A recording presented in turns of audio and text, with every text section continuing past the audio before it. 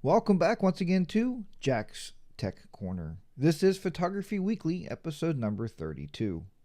This week we're going to dig into the organizer and tell you a little bit of stuff you may or may not know about that. We have a lot of new people, and I thought it would be a nice, something nice to look at is the organizer.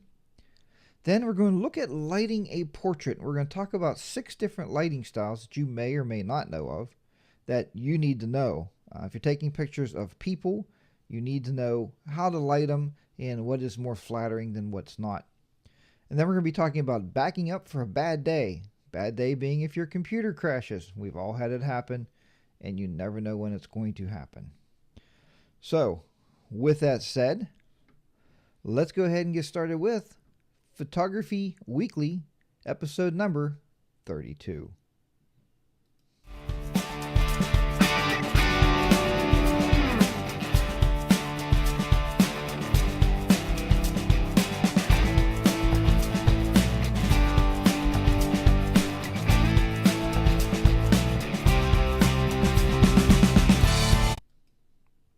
Oh yes, and thanks for watching. See, I like that last little slider that comes up because that's my biggest note to everybody. Is thanks for watching the show. If you didn't watch, there'd be no reason to do it. So that is why we're here. The class this week, I wanted to give you an update on Thursday's class. I did take my daughter and my stepdaughter in. They were our photography models for that class, and it went really, really well. I did ask everybody, and I know Kevin, you used your daughter before to model, as well as I know Jessica uses her 2 daughters to model. But I asked them very nicely not to blind the kids. They have a long, long future ahead of them, so we didn't want to get them blinded by the lights. And they were very nice, very good with the kids. They took some really, really nice portraits, and we dealt the whole night was all about lighting. We did studio lighting. And we also did one hot shoe light photography, which we've talked about in the past, and I showed you some stuff. And I did a recent YouTube video on it, so that's what they were working on, and it went really, really well. So in this week, talking about the organizer, that's what I thought we would start off with, is the organizer. And I'm just making sure in the chat room there real quick. David B., good morning to you. Let me just do a shout out for everybody in the chat room there this morning.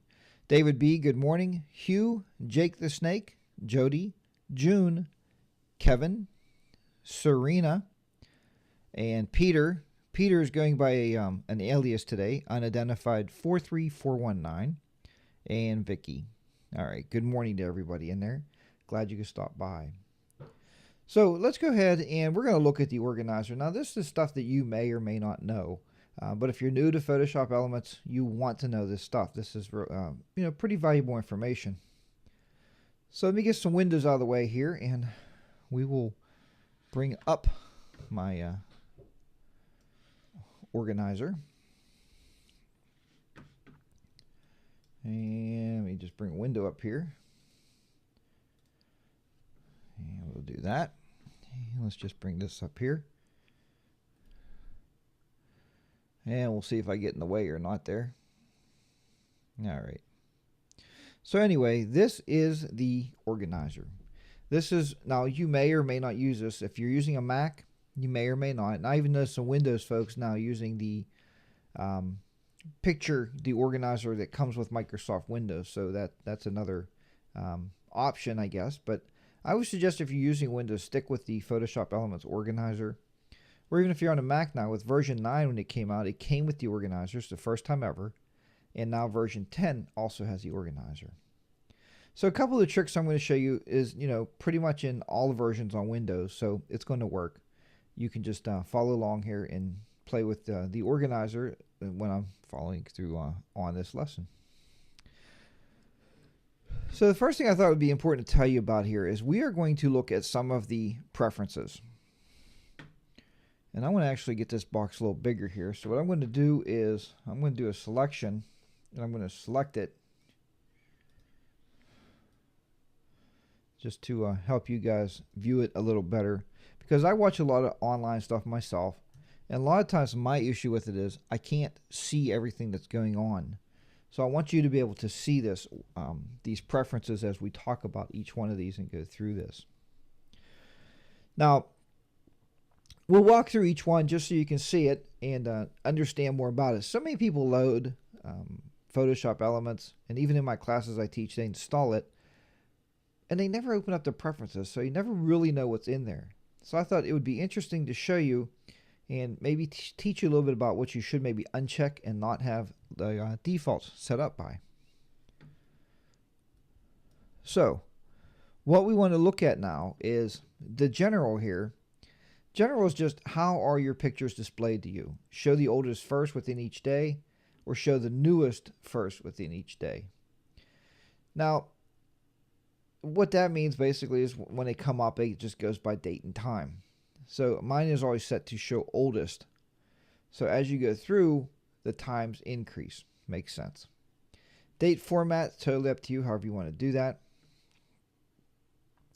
Show closely matches sets for searches. I just leave that unchecked. All photos to resize. What that means is they all actually create the same basic size thumbnails. That's what that means. So it's very handy to have it done. And adjust date and time by clicking on the thumbnail date. We can do that, but I leave that unchecked. We don't want to adjust the date and time. And show fade transaction or transitions. Yeah, be that what it is. Now I'm not going to go through each one of these two for you here, but what I just want to do is point out some things. Offline volumes. Now, if you don't know what an offline volume is, you probably don't have one. What an offline volume allows you to do is actually use an external hard drive, and we've talked about this on my YouTube videos. Put all your pictures on an external hard drive to save your hard drive on your computer from filling up too fast. And you can have a pointer to that actual file. But what makes it offline is if the external hard drive is unplugged, or if you have those pictures maybe on a CD, which you can't edit them then, but so maybe we should stick with external hard drive. But it's unplugged. If it's unplugged, that makes it an offline volume. And what this does is it still keeps the preview images in there, so that way you can still see what's on that offline volume. So you can make this different sizes. You can go all the way up to 1280 by 960. I leave it defaulted to 640 by 480. That's fine. And I don't have any offline volumes. Editing. Now, basically, the editing, the way it works is when you're in here, you're going to edit in Photoshop Elements because it comes with Photoshop Elements, right? Makes sense. But you can use a supplementary editing application. Now, you don't have to put Photoshop in here if you have Photoshop on your computer, and I'll show you that because Elements understands Photoshop, and it knows if you right-click on the picture and say Edit in Photoshop, it will. But this might be something like if you have the GIMP. If you have GIMP on your computer, maybe you want to use that.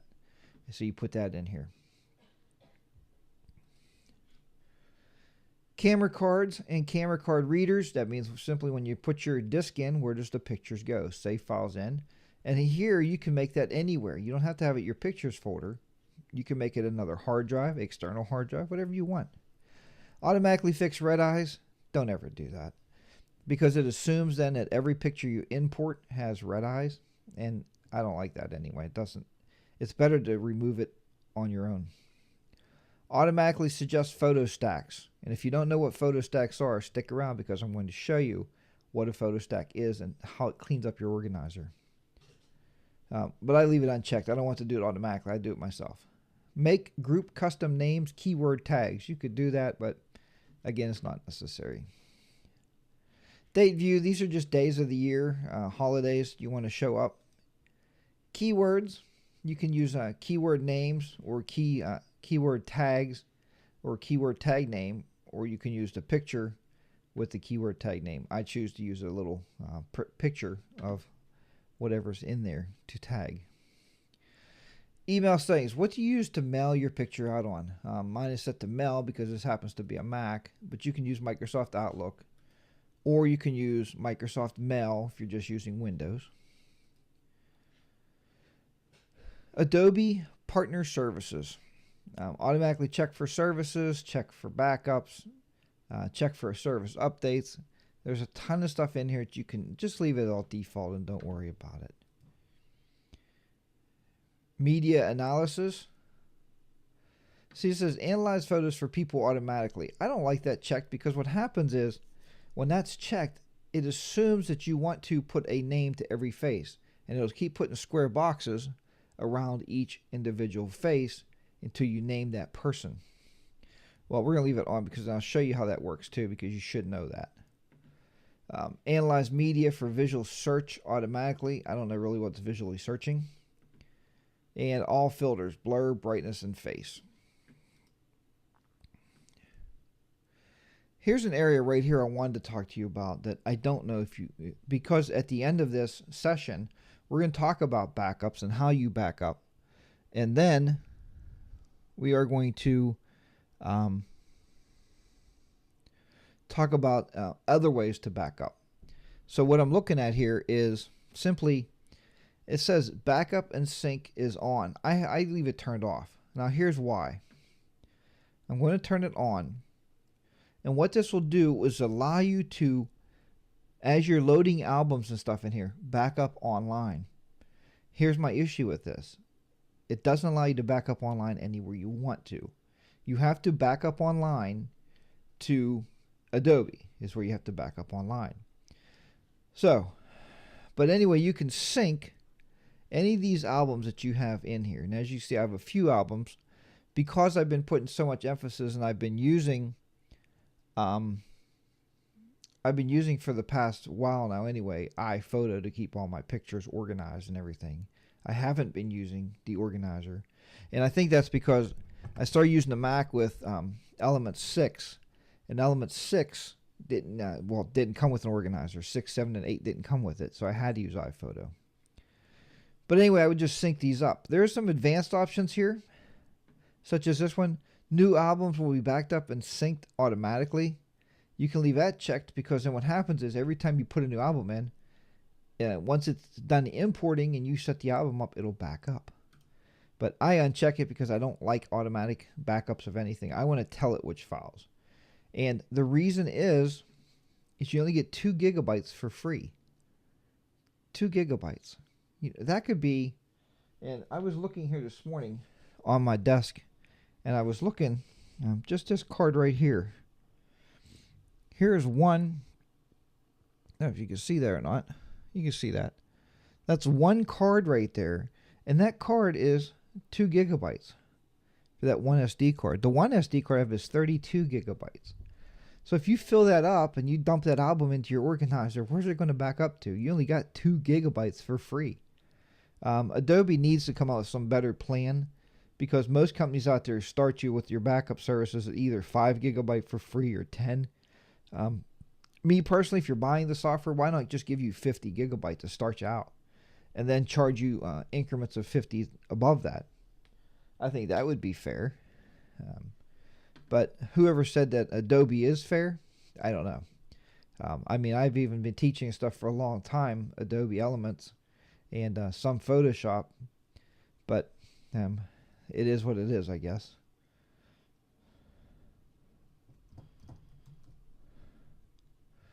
I'm going to log into, you can click on upgrade membership. And the reason I want to show you this, I want to show you how much this costs.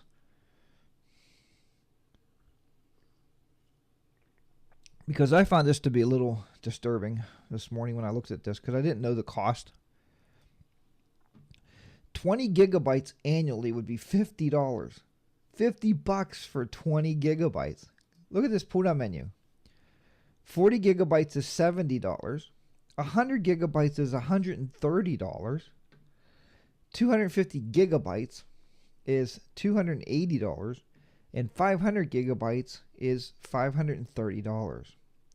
Now, let me say, in this day and age, and maybe somebody from Adobe will watch this on YouTube, but I can honestly say in this day and age, and I am in the business of technology, 500 gigabytes a year, most companies will sell that to you for about $30.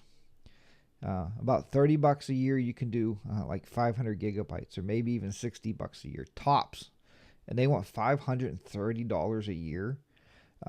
And maybe people at Adobe, maybe they're making tons of cash and they got to pay a lot of money out. Or the president's making a lot of money. Somebody's making some money. Now, the way they're going to make money is if you don't know about backups and you don't watch Jack's Tech Corner, It's very easy that maybe you don't know where you should back up to. Maybe you're getting lost. You're getting misinformation. You don't know what to do with it. So you click on here and you say, well, I need 100 megabytes. I guess I'll pay $130 a year. You know, or even if they would do, hey, $130 a year and Photoshop Elements or Photoshop comes for free. That's a nice deal. But Adobe doesn't really like to deal. We all know that because we all use their products, and I'm not complaining about their products. They're great products, but I complain all the time about their upgrade prices. I think they could be a little curved, just to help you guys out too, because we all buy the new versions. You know, once you buy the first one, you're going to keep upgrading. So that is how the backup and sync works. And like I said, you can go down there and back up your albums, whichever albums you want. The one thing I would say, if you do use this, if you're starting out, you have nothing better in the world to try, is to uncheck this videos. Because today's modern cameras, if we take, I know that new D7000 I just purchased, if I go out and I shoot some still pictures and we do a little bit of video of the session that we're doing with the still pictures, what happens is when you sync that up, or when you import all that, then those videos aren't getting pushed up there to back up too. Now you're going to have to back them up somewhere, but maybe not there. And I'm going to show you a better backup solution at the end of today's lessons. So that's that part of the organizer that I wanted to show you, was just the preferences and how you would do those. I did promise you though that I would show you about stacking. If you've never used stacking before, how you would use stacking. I guess all right, how you would use stacking. I think I left that turned on too, didn't I? Let me see here. I got to turn that off. Yeah, I got to turn that off. I don't want that on. Okay. Like I said, I don't use their backup service. I'll tell you the two ways I back up at the end of this session here. Okay. So this is the organizer. You have all your pictures coming in here. We have different albums. We have all these different albums. Now, what I like to do is you can take all these pictures and you can do different things with them. One, like I said, if you right click on it, and if you have Photoshop on your computer, you can actually edit this in Photoshop. Next thing you can do though is, and all you have to do is open it in Photoshop. Here's Premiere, here's Elements, then there is Photoshop in here also. See if it's up here. It says right here, edit with Photoshop. Oh, hold on, I get back to the organizer here. I'm glad I just looked over that to see where we were. Okay. And naturally my Photoshop has to open up, so give me a second here. And we'll get rid of that. Get rid of me here. Take that off. All right. That's how it is. You have too many windows open. Okay. All right. So let's go back over that one more time. So if we click on here, you can right click on it. You can edit in Elements, edit in Premiere Elements Editor if you want to put that maybe with a video or something in your Elements Premiere. But you can also just click on it and click under Edit up here. We go down here and say Edit with Photoshop. So you have that option. So if you have Photoshop installed, as I said, Elements already understands what Photoshop is. The only time you'd have to put that other editor in there is if you're using some other type of editor. Now, what I was telling you about stacking is, let's say we take this row of pictures right here. You take that row of pictures, you can right click on it and go to stack. A lot of people don't even right click on their pictures. If you right click, there's a lot of extra things you can do. Go to stack, and let's say stack selected photos. And there we go. It's stacked them. So it cleans your organizer up. I don't know if you're using that feature, but it's a really nice little feature. When you want to see them, you can see it says photo stack on it, but this little thing gives it away here. I just click on that and it opens like a drawer. There they all are. You can edit them, do whatever you want to with those, but that's where all the pictures are. Click on it, or close again. If I right click on it, I go to stack and just go to unstack photos. And that's how we would unstack the pictures. So that's the extra part I wanted to show you in the organizer. I don't know if you're using that yet or not, but I wanted to at least show you how you can stack. And I'm sure later on down the road we'll look at even more stuff in the organizer. But we're going to move on to other parts of today's lesson. So where we need to go next is we need to, I'm going to go ahead and look real quick here at the chat room to see what you guys are talking about. And then we will move on to the next part of the lesson. So I'm going to actually close my organizer. I bought an external drive, and it's actually a 2 terabyte. I got it from Newegg, I believe. Newegg.com. It's relatively cheap. I paid about, I don't know, maybe $75 for a 2 terabyte external hard drive. You just plug it in USB port and at least let your files back up there, which is nice. Now I do have an issue with that. Just like where I work, we decided to start backing up online, because what happens is if you come home and your house is, hopefully it never happens, but your house is blown away by a tornado, burnt down by a fire, pipe burst maybe, flooded out your whole computer room, and that backup hard drive is floating or melted down or blown into the next county, it would be nice to know that they're stored online somewhere that you can get them back. That's why I like the online stuff, especially for pictures. But, face the truth is, for decades, people's been keeping their pictures where? In a shoebox in the cupboard, right? That's where people's been keeping their pictures. Sometimes, like when we were younger, your parents might have a safety deposit box. They would go and they would put some pictures in there just to keep some little stuff, but didn't hold too much, right? So you may have that option, or you can burn them on a CD and take them to your bank. Safety deposit boxes are very, very cheap these days. So it'll give you a place to put some CDs in there anyway. So, or, take your external hard drive to work with you every day. And that's another option, I guess. So that's my ideas behind external hard drives. But you're right, Kevin. They are cheap. It's cheap to buy an external hard drive. And you do both, Ron. That's a good idea, Ron. On-site and off-site is a great idea. You want to do that. Let's see here. Let's see. Add a third copy using CrashPlan. I've never looked at that yet, Ron. We have to take a look at CrashPlan. And let's see. Ron. I like Ron. Thanks, Ron. He's coming back. You guys are like you're in class and I'm like the teacher and you're talking.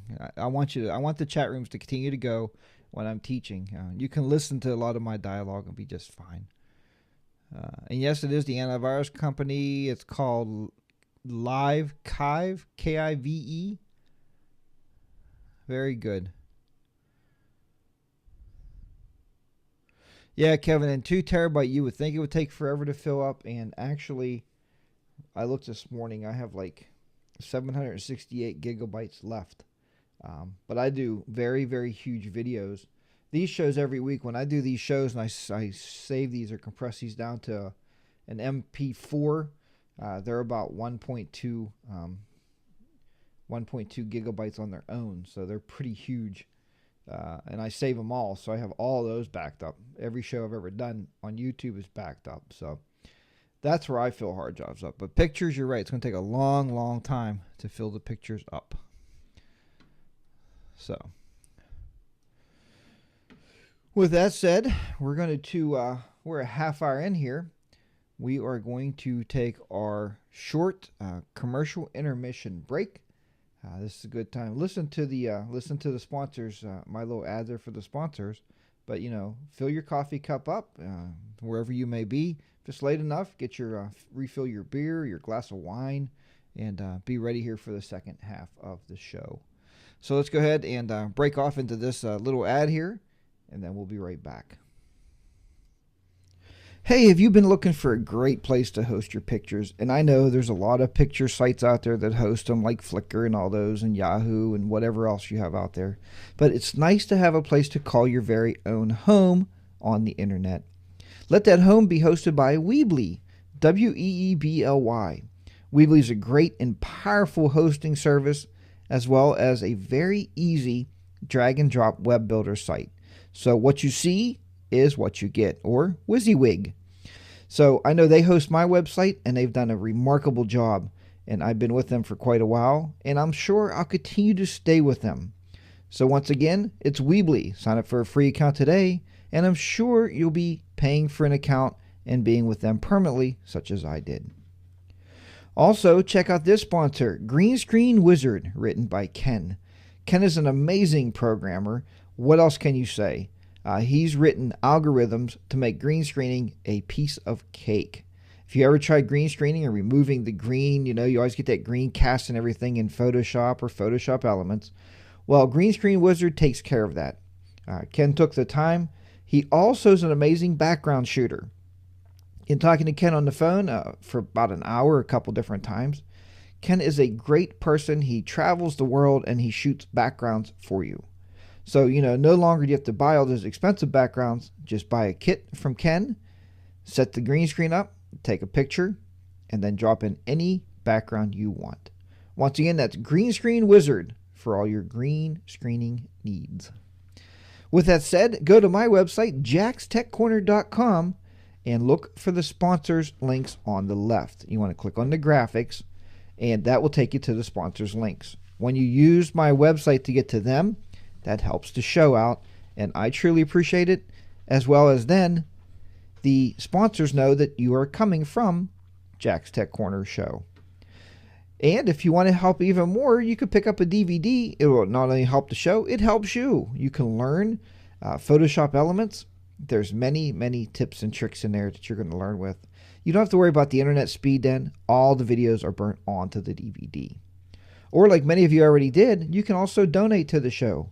All donations of any size are greatly appreciated, and they help to buy new equipment as well as the software I need to continue to do these videos for you. So, thank you very much, and let's go ahead and get back to Jack's Tech Corner and more learning.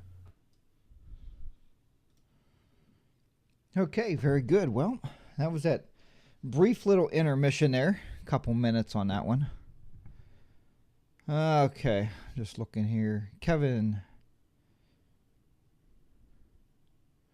All right, Kevin, congratulations on that. Kevin's going to be graduating soon.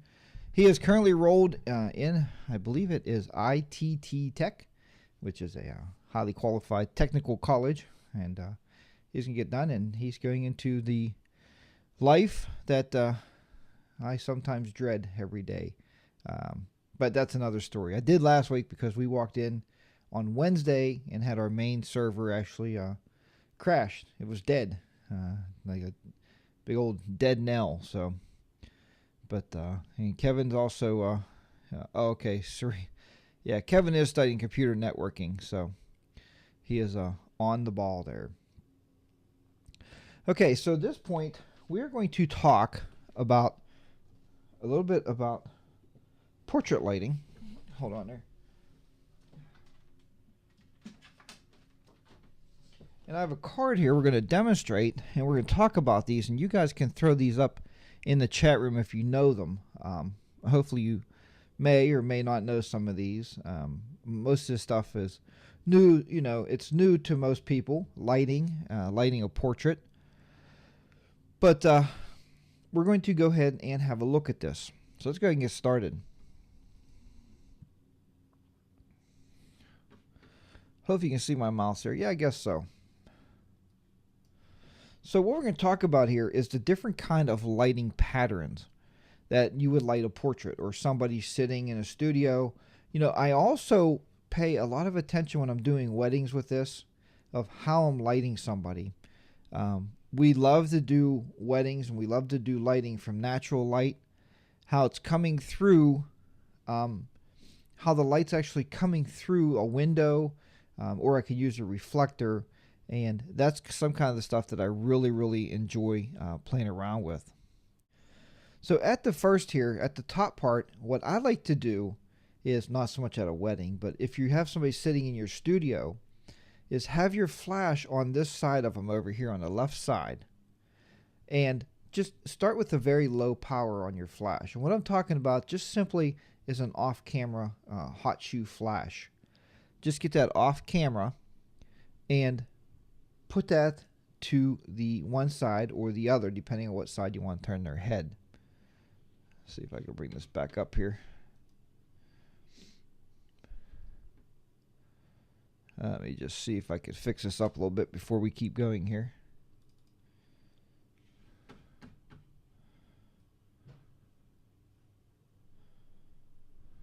There we go. We'll just do that. Okay. Now, in other words, what I'm saying is, so if their head is turned to the right, you know, you may want to have the flash on the left here. You may want to be lighting up the big side of the face. Okay, that's called a broad lighting pattern because it's a broad side of the face, right? There's more lit up. Now, if you're bringing the light over here more and you're lighting up this side of the face and you're leaving this in the dark, the other side, then it's called a narrow light. And that would be this one here on the other side of this card. I'm sorry, this is the narrow because there's a narrow shadow here. This is the broad side lit. And if you do the opposite here, where we have the broad side lit, all this, and we have a really little narrow shadow, that is called the broad side because it's broad lit. This is narrow lit, just a real little part of it, the face here. Then, if you want to, you could put the light straight on, but what you're trying to do is get the light above your camera. So you want to come shooting up and shooting down into your subject. And this is nice for weddings because you have the hot shoe flash. You can kind of manipulate it and you get this kind of lighting pattern on people. This is called a butterfly. And the nose is what separates it because there's a shadow underneath the nose. So it makes it like two butterfly wings on both sides. That's how they came up with that. Down here on the bottom, right here, we're looking at a gruel or a beneath because we have the top of the head shadowed and we have the beneath lit. Underneath of the hairline is all lit. And you see this most times with point and shoot cameras, it's very easy to come up with this kind of lighting. On this one here, we have what's known as a split because it's almost I like to say a 60-40 more than a 50-50. It's like a 60-40. And then we have a very broad lighting pattern, which we talked about here because of the broad side of the face. Now, that is how those lighting patterns come out. And this is naturally on a mannequin head. This is how we would play around. You would purchase yourself a mannequin head and start playing with lights. Because I found using my daughter as a model, after a while I started to blind her with all the powerful flashes blasting in her eyes. And she just couldn't do it anymore. So that was that. So now I want to introduce you to the models here. Now this is what it would actually look like when you're actually shooting a picture of somebody. So this puts it more into perspective of how somebody's lit. And we've gotten into these conversations, even in my Thursday classes, of people are kind of prone to seeing just blasted lighting, or I like to call it flat lighting. It's not a bad thing, but what happens is if you're shooting somebody straight on their face, and that's how every point and shoot camera works, that's how your flip up flash works. If you're shooting straight in their face, and I never really noticed it until I started studying lighting, but what happens is it flattens the face out. So it flattens the face out just like pretty much a piece of cardboard, and you can't have any definition. So when you're moving that light to the left or to the right, and you're moving the head to the left or to the right, you're getting definition of the face. It's creating a sculpture of the face. So let's go over these lighting patterns here. So here you see that very same effect. It's very flat. Her face is just flattened down. She has no real shadows, so there's no definition. That's what we mean. This is a narrow, once again, because the narrow side of the face is lit. right here. You have a big shadow on this side, but you can see now how she has her nose and her eyes are sculptured. You can see a lot of definition. That's what we're looking for. This is the butterfly again, where we shot it straight on. You can see there's a shadow under the nose, and there's a big wing on this side of light and a big wing on this side of light. That's a butterfly. This one down here is the beneath. It's a pretty decent beneath with the whole face lit. We can see how that is. The split is again, like I said, these are perfectly lit shots, and that's what you need to practice. I suggest take one of these actual lighting patterns and play with it until you get it down pat. Once you get it down pat, put your flash away, put your flash somewhere, and then have your model come back the next day. Set up again, set your light up, and see if you can do it right off the bat again without any thinking. That's when you know you have your lighting down. This is called a split because, again, it's 60-40, roughly. So that's a split. And this one is called the broad because the broad side of the face is lit over here. The big broad side of the face is lit. And that's how you come up with that. So that is the way it works. Now, looking at the chat room here real quick, a lot of folks in there are talking now. I see Serena talks about loving natural light, and Kevin says same here. Now, and we're going to change some of your opinions on that. I love natural lighting also. But I love natural lighting if I can manipulate it. Because natural lighting, anybody can go out, and this is not bad, but this is what I was explained to me is it's easy to go out and take a picture of somebody in the bright light because it's all bright, the sun is there. But learn to manipulate that light and get these lighting, get this type of lighting down so you know what kind of light you're using on your subject. That makes it more interesting. And everybody knows here I bought a reflector recently. I don't know if everybody owns a reflector. It's just a 5-way reflector that I can use also I can use the white as a diffuser. So if the sun's real bright coming in, you can stick it out front, like up here, and diffuse the light coming in on your subject even to make it more softer light. That's what you want. You don't want that harsh light on somebody. Just like there's some photography I've been watching lately, and I really want to learn how to do it, where the photographer actually shoots into the sun. Use the sun as a hair light for your subject. So there's another way to look at it. Something else we're trying to learn in class, and we're working with everybody, is shooting a perfect picture with a beautiful sunset in the back without blowing out the sunset, but keeping the person well lit. Because if you don't light them, what happens? You're going to make a silhouette. So we're trying not to do that. But those are just some things I wanted to bring out with you. And like I said, natural lighting is great. And Serena, you said aluminum foil works great. You're absolutely right. Aluminum foil, I've used it for a long time. As well as you folks seen my other reflector is a car windshield, piece of a windshield, what do they call that? Like a protector. You guys have seen it before there, but it works very, very well. I use it all the time. Hold on.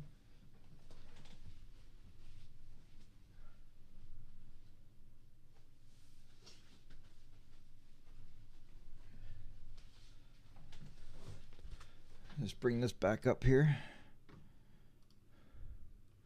I use this thing all the time right here. This windshield thing. If you look here, they love this in class. It's silver on that side, and it's white on this side, and it cost me about $4. So it's nice and long. So I use it a lot of times for my portraits this way, and I shoot a flash gun across somebody's face, and I reflect it off of here. Or if you're outside, if you just want to, you can actually use the white. You can just bring it open up a little bit, right? Something like this. You can bring it down under them. You can shoot across and have the sun reflecting back up, so you can bring some light up. So that's what I mean by manipulating the light. And then we're also going to show you come next week. Well, I'm getting a little bit ahead of myself, but I want to show you a little bit about flash photography outside, how you would use flash in bright lights to help manipulate the light a little bit and make a little bit more out of it. sunshade. Yeah, is that what this thing's called? A sunshade or sun dashboard protector or something? I don't know. It was like $4, but and my wife said, "Why are you buying that for the car?" I said, "No, I'm buying it to take pictures with." So, works really, really nice. I really like it a lot. And now I bought one of those big ones that you got to fold over. We used it in class the other night, and it works really extremely well. But I suggest if you buy these things, don't buy it at B&H Photo Video, or don't go to your local video store or whatever and buy this thing, because what I've been finding is shop around a little bit. I got off of Amazon or no, I didn't. I got off of eBay, brand new, never been open or anything. And it's just a guy on there that sells these types of products. Matter of fact, I think I'll put his link in the show notes with this week on YouTube, because I am so thrilled with his product. But it was $15. So, and I believe, if I'm not mistaken, it was free shipping.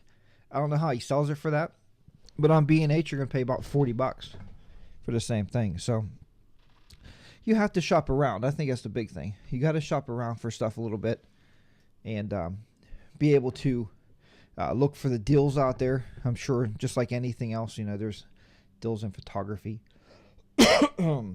Excuse me. Maybe not so much in camera gear, but there is a lot of deals to be had out there in everything else. So just need to look around.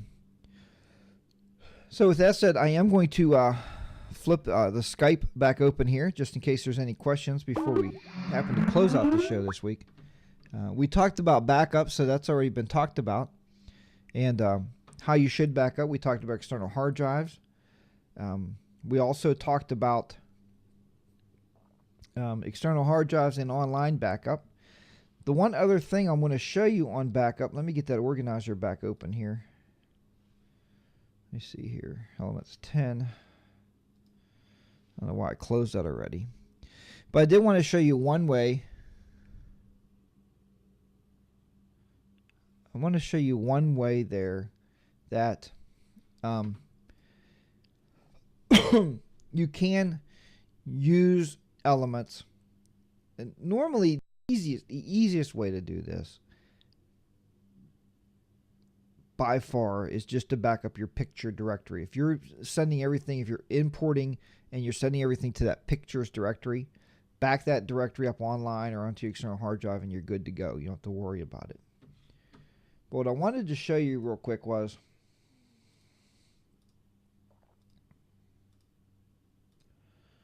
let's see here. Okay, see here. Pulls over here for a minute. Okay, so what I wanted to show you here with this is very simply, let me, I don't know how I got that thing kind of messed up there. Sorry, it just seemed like it was too far down. There we go, that's better. What I wanted to show you here was, when you're using Photoshop Elements, I get so many emails that says, "Jack, I just lost at a total computer crash. How do I get all my catalogs back? Jack, how do I get all my albums back? Jack, how do I get all my tags back? How do I get all my hard work that I've done starring all my pictures and putting all that in my catalog?" Well, if you don't back up from inside of Elements, or there's another way you could back up under, I think it may be under My Documents or My Pictures. There should be a catalog file, but it's usually so far hidden that I don't suggest you try to back it up. You can, if you can find that file, and if you've ever loaded any actions or brushes on your computer, then you've probably seen that database file. You can back that up, but I can't even guarantee that would work. The only way I can guarantee it would work is go to File and go right here to Backup Catalog to the hard drive. When you do that, you're going to get this box right here, and we're going to show you this again because this is so vital and so important that I just can't stress it enough, because I get a lot of emails, and I got people crying to me on emails, and rightfully so. What you want to do the first time, no matter what you want to do, well, you have to pretty much do it. You're going to do a full backup. That means everything in that organizer is going to get backed up. Now, you can back it up straight to an external hard drive, but you got to do this by hand.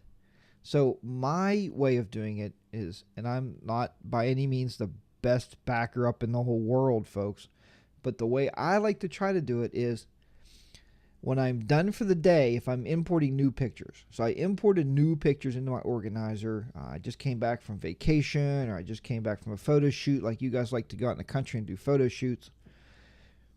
When you get your pictures in the organizer, go in here and do another backup. The first time you have to do a full backup, but then you can do an incremental backup. Here's the difference between the two backups. Full backup is that everything in the organizer gets backed up. Incremental happens after everything in the organizer gets backed up. Then incremental, because now Elements will say, oh, look, they added 12 pictures. It'll back up those 12 pictures. So you'd hit next. It's going to calculate your total media size. Now, the name is My Catalog, which that's the name of the actual database. I just left it. The path, this is the part right here. Oh, click on the hard drive. Destination drive is what it's asking for. Where do you want it to go?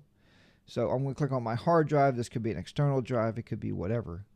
And the path you're backing up to, you simply click in here and give it a path. When I did this actually earlier, oh, excuse me. When I did this actually earlier, I did a photo backup folder and I put it in here. It's going to run. It's going to take a while. So go have a cup of coffee. Go mow the grass. Go wash the laundry. Whatever you got to do. It's going to take a while. But let it go and let it get a full backup. Then what you're going to do is, if you backed it up to your local hard drive, you're going to have a folder, much like this one. And in this folder is all these different files, XML files. Then you go down through here, JPEGs, that's all my pictures. There's some PNGs in there, but it just throws them on that big directory. But here is where the meat and potatoes of this lies, right here. Look, catalog, BUC. That stands for catalog backup. That's what that stands for. All this stuff up here, all this XML, those are all configuration files that create pointers to your pictures. So yes, you can just back up My Pictures folder or Pictures folder or whatever yours is called in your computer. If you have a systems crash, goodbye albums and goodbye ratings and everything else there. So you want to have this information. And that's the only way I know you can do it. There's no automated program unless somebody wrote one out there for Elements or for a way that you can do it to back up that database. But you pretty much need to have it set up so you can actually back that up. Now you can make an automation or have a program on your computer to back that folder up every night onto an external hard drive, which is what I do on the Mac. Anyway, I'm using a program called Carbon Copy. It works very well. It's free, and it works very well. It runs every night at 1 o'clock in the morning. It backs my computer up. So be that what that is, that's the way it works. All right, now I'll close that out. That is the backup thing. That's what we wanted to talk to you about a little bit. And then we're going to close this out. Take another look at the chat room here, see if anything's happening. Let's see here. Audrey says, would you show a cheap trick for photography? Audrey would like to show a cheap trick for photography. You want to learn cheap tricks for photography? Maybe you want to elaborate on that a little bit.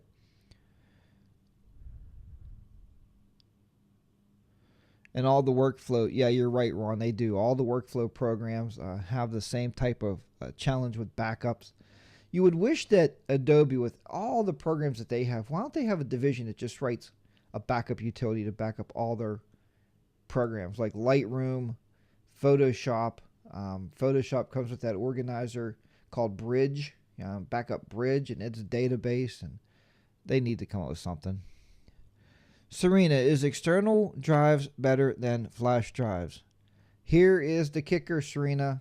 This is coming from the technology side of me. That's what I do for a living. A flash drive will hold X amount of gigabytes. Maybe the biggest you may find right now that I've seen was maybe 32 gigabytes. For 32 gigabyte flash drive now is what? I don't know. $60 maybe, let's say. That might be on the high side, $60. But a external hard drive, like I said, I got a 2 terabyte, which is 2 terabyte is 200 gigabytes. I think that's right. 200 gigabytes or 200,000 gigabytes is 2 terabytes. You can look it up on Google. Can't remember exactly. It's just leaving my mind right now. It doesn't really matter. I buy bigger, bigger, bigger. The bigger the drive, the better off I am. So buy the bigger drives, and a 2 terabyte, like I said, on newegg.com, an external will set you back maybe $80 to $100. So buy the external hard drive. And the difference is there also is the reason it's cheaper. A flash drive, little flash drive, is solid state. There's no moving disks in there. It's just memory chips. Where the external drive is very much just like your computer. It's got a hard drive in there that spins, and it's got some motors and stuff in there. And Kevin's reporting now that thumb drives are up to 64 gigabytes. I haven't carried a thumb drive now for, maybe a year. I don't believe in thumb drives now, and I have an external drive that I carry in my laptop case. It is a small one. It's just a little small one. It powers from USB, and it's black. I think it's made by Buffalo, but it is I believe, a 640 gigabyte drive. So whenever I'm out working or something, I just plug it in people's computer, and I can use that to clean the computer off. I keep all my tools on there and everything. It's really, really nice. It's nice for I keep backup of programs I write because I'm also a part-time, little bit programmer. So I've written some programs, and I keep those on there just to have them handy. But, so yeah, thumb drives are kind of out for me. Everything else is stored in the cloud online. I use a program called Dropbox. People out there know that I'm pretty fond of Dropbox. It works really, really well. It's syncing all my files across all my computers. So, again, it's limited, though. When you sign for a free Dropbox account, I think they give you 5 gigabytes, so you're not going to store all your pictures. I mean, I have probably 85 gigabytes of just pictures on my computer. So, that'd be what that is. So. Okay, we are going to do the closing out here because I am going to go and been walking with my wife. So we're going to go to the track here and do some walking, which is a pretty nice day here in the Berg in Pittsburgh here, getting ready for another football game this afternoon. Pretty big one, pretty big disappointment last week. And let's hope we have a big victory this week so we can hope that's coming up. Okay, folks, thank you for joining in each and every week here with me on Jack's Tech Corner. I'm your host, Jack, and Photography Weekly. This is a great show to do on Sunday mornings, and you are a great audience to come here and jump aboard with me every week and listen to what I have to say. And I also like getting your input, so I really do appreciate that. If you've never been watching, if you've never watched a live show and you're catching this on YouTube, join us on Justin TV. Just go to live.jackstechcorner.com every Sunday morning at 10 a.m. Eastern Standard Time, and you'll find us on board. Remember, that's Eastern Standard Time, so if you live in another time zone, you'll have to do the calculations and be here in the morning with us. Coming up next week, we're going to be doing some one hot shoe off-camera flash setup, because I'm trying to find more inexpensive ways to help you guys along, because not everybody has the cash flow, I know I don't, to just go out and buy all this expensive gear and, man, come up with the wrong ideas all the time. You're like, well, I'll never use that again. So I want to show you some basic, inexpensive ways. I found some really inexpensive flash that you could buy. It's going to save you hundreds and hundreds of dollars from buying the flash from your manufacturer company. I found one that I think is going to be a pretty decent flash for everybody. We're also going to be talking about custom white balance. Why do you want to do it? And how do you do custom white balance? I think it's important, and I think you need to know. So we're going to come up with and show you that next week also. All this and more will be coming up next week here on Photography Weekly. So once again, I am your host, Jack. Thank you very much for joining in, and I'll see you back here next week live again at 10 a.m. Eastern Standard Time for another Photography Weekly with Jack's Tech Corner. So long for now.